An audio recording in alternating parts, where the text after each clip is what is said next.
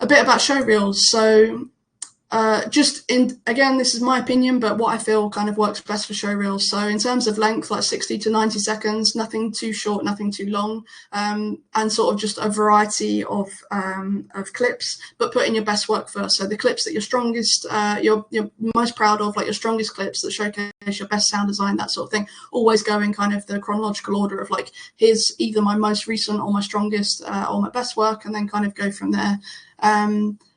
Roughly maybe 4 to 5 clips of different styles, like demonstrating various areas of sound design. You know, I see a lot of the same clips in different show reels, and that's fine. But obviously, you know, if I've seen that clip sort of 25, 30 times, you have to have done a really good job for it to then stand out in my memory of the other 25, 30 times that I've seen it. Whereas if you do something that's more unique or isn't seen in a lot of show reels, if it sounds good, obviously, then that's going to be more memorable for me, because not only that it sounds good, but it's also something that I've not seen very often or heard very often. It's a new take on something that I've not seen yet, so which is great.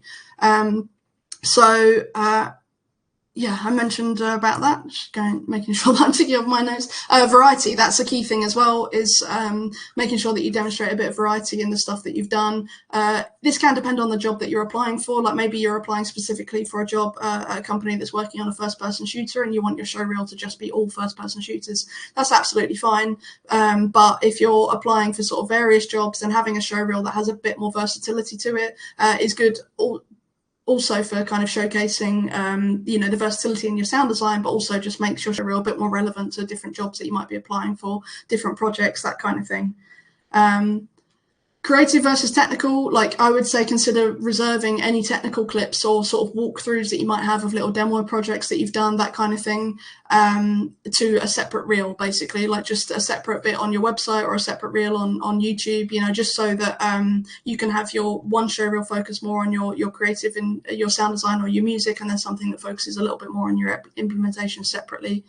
And sound over visuals, I say this more because I see a lot of people worrying about kind of the visual flow and the edit of your clips, and that's absolutely fine. But I think always prioritize more how good your sound design is, and sort of make sure all of those clips stand well in isolation, rather than worrying about kind of how snappy the edit is between them. Because I think sometimes focusing more on the visual edit, people end up choosing clips that are less desirable, or they only show like a really specific part of a clip just because the end of it kind of transitions into the next clip. Like focus more on whether it sounds good and just creating good sound design for those clips, rather than, you know, about nailing down like a really cinematic sort of edit together.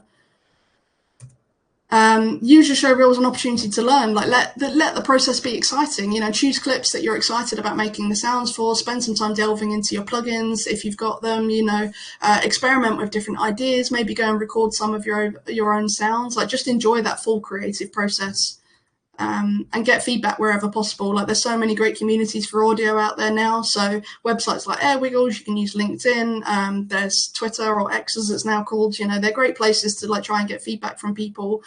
Share your reel and give you a bit of point of connection. Maybe you meet some other people that are also working on their reel, or maybe they've got some questions. You know, it's a really nice kind of point of connection with different people.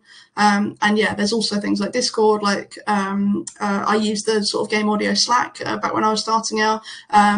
The Real Talk from Power, I think someone's just mentioned that in the chat actually, so I've not been reading the chat as much. I will answer questions at the end, but yeah, Real Talk from Power Up Audio, that's great. And I also applied for that when I was starting out, and I got some really valuable feedback back then as well. So there's lots of resources out there for getting feedback and kind of growing that.